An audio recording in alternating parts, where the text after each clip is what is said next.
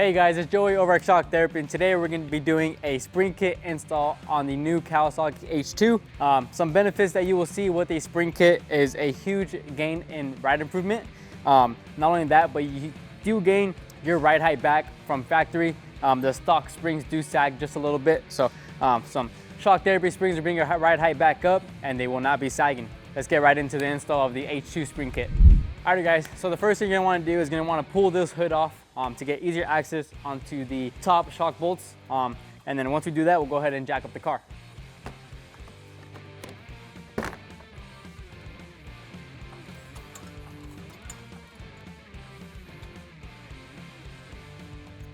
Once you have the car all jacked up, you have lower shock bolt, upper shock bolt. They are both going to be a 17 mil with the head and the nut. And then once you go ahead and loosen those up, we have some electrical connectors that we're gonna have to unplug. So get yourself a pry tool, and then we'll go from there. So right here I got a little plastic clip that goes onto the shock. So go ahead and pry that off, just like that. Go ahead and unplug this, and then there's also gonna be another clip back there.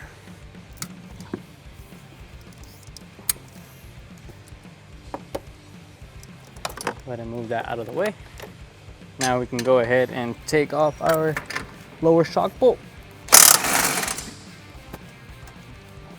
And then our upper shock bolt.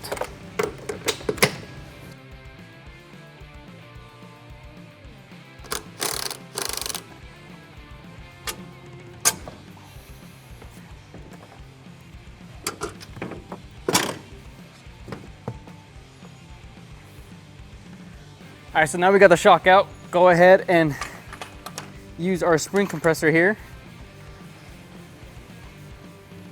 to de-spring the shock.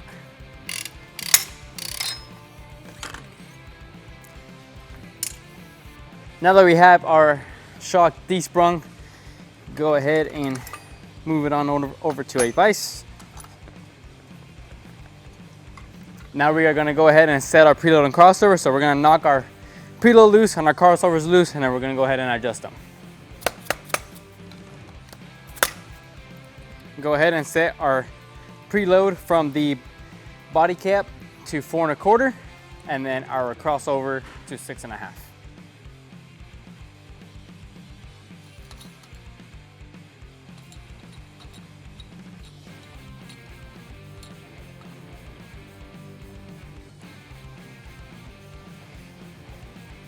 Okay, now that we have our preload and our crossover set, go ahead and lock them back down.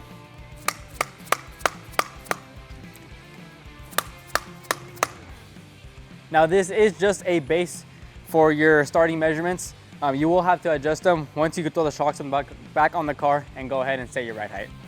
All right, so now that we have our preload and crossover set, we are gonna go ahead and throw this back onto the spring compressor.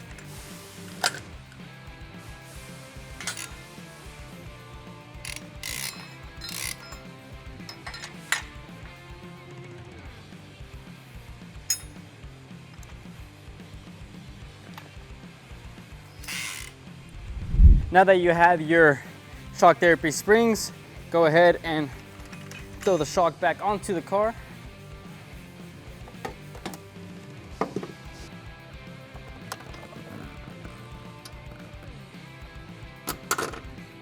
Go ahead and plug our shock back in. You're gonna wanna run it the same way you take it out. So right underneath the body cap of the shock, plug that back in.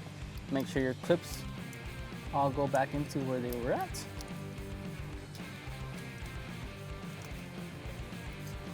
Now I'm just gonna go ahead and line up the lower hole.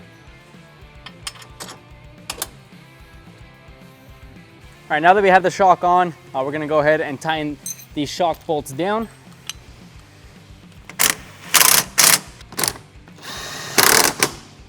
Once you have your shock bolts snug, you're gonna wanna go ahead and torque them down to 77 foot-pounds.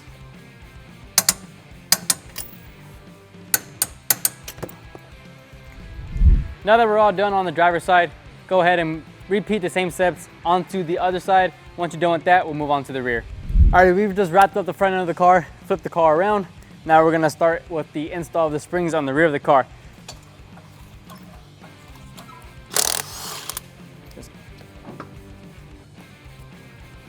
Alrighty, once you have the wheel off, now your plastic cover is exposed here.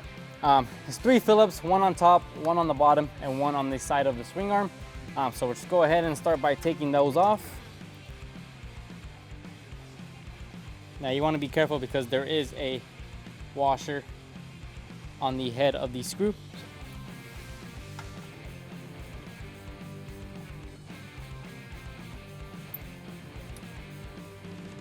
Once you have all 3 screws off, go ahead and take your plastic cover off, and now your nut for the shock bolt is exposed.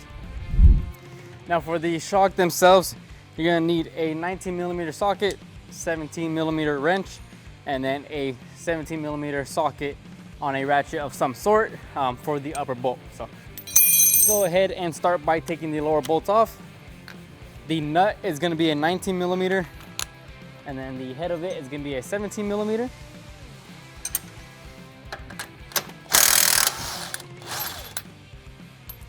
Now you do want to be careful because there is a washer inside of the swing arm here.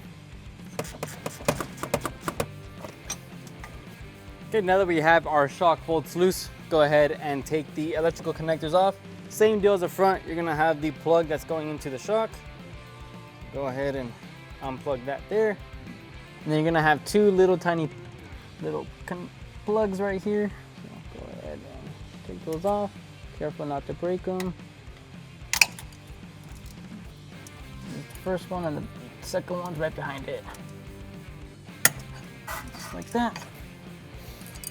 Okay, now that we have the electrical connector off, we'll go ahead and take our shock off. Get under here. Take the pressure off the shock. And like I said, you want to be careful. There's a washer inside of the swing arm here. Now that we have our shock bolts out, go ahead and grab the shock. Go ahead and place it onto our spring compressor. And same deal as the front, go ahead and de-spring the shock. Now it's gonna be similar to the same process as the front. Gonna break our preload loose, break our crossovers loose. We're gonna go to 6 3/4 with our preload and 12 1/2 with our crossover. So go ahead and break these loose here. Now we're gonna go 6 3/4 from the bridge on the head of the shock to the top of the plastic adapter onto the preload collars. And then same deal with our preload. We're gonna go to 12 1/2.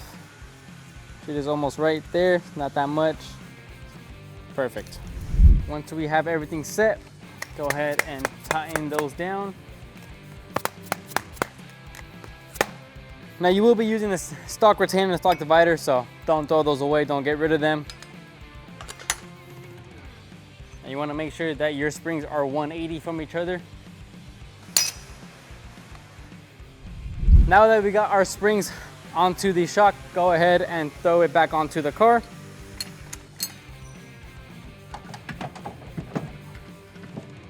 Now this upper bolt is ran from the inside of the car towards the outside, so nut is going to be closer to the fender, head's going to be closer to the motor.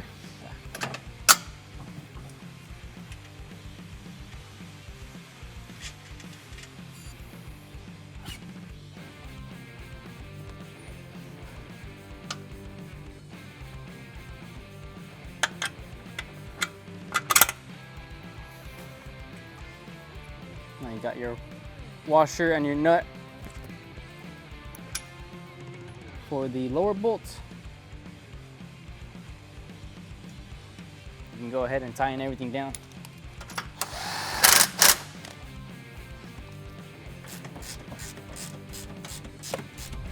Okay, now that we have everything tightened up, go ahead and torque it down. Start with the upper bolt. Now both bolts are gonna go torque to 77 foot-pounds.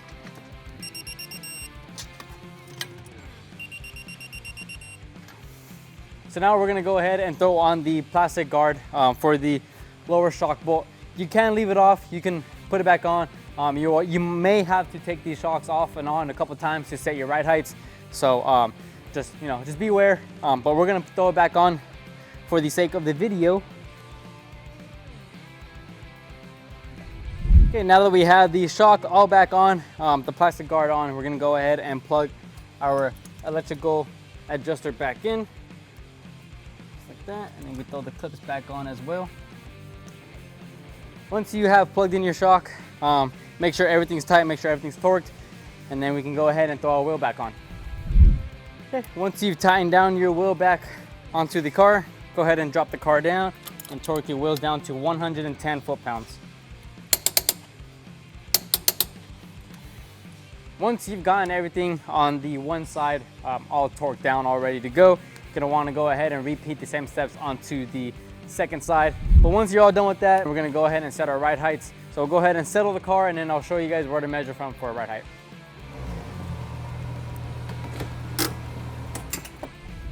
All right, so now I've got the car settled.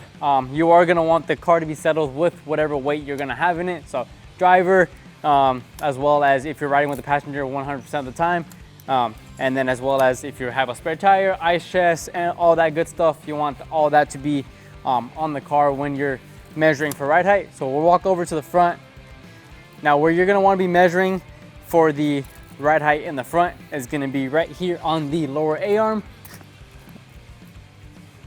It's gonna be to this point here, right where the A-arm tab meets the frame. So go ahead and measure that. And we're looking at about 16 3/4. So then walk on here to the back, and we're gonna want to measure to this part of the frame. This part of the frame is the lowest part of the frame, right before it picks up at this angle here. So right before it bends, right there, and we're looking at about 17. So with factory tires, our ride height is gonna want to be 16. Once you've taken the shocks off, adjusted your preload, put that back on the car, resettle the car. Once you have your desired ride height, you're gonna want to check your crossovers. Crossover gap. In the front, you're gonna want an 1.5 inch crossover gap. In the rear, you're gonna want a 2 inch crossover gap. If you guys have any questions, you guys can always give us a call or visit us at www.shocktherapy.com, and stay tuned for more parts.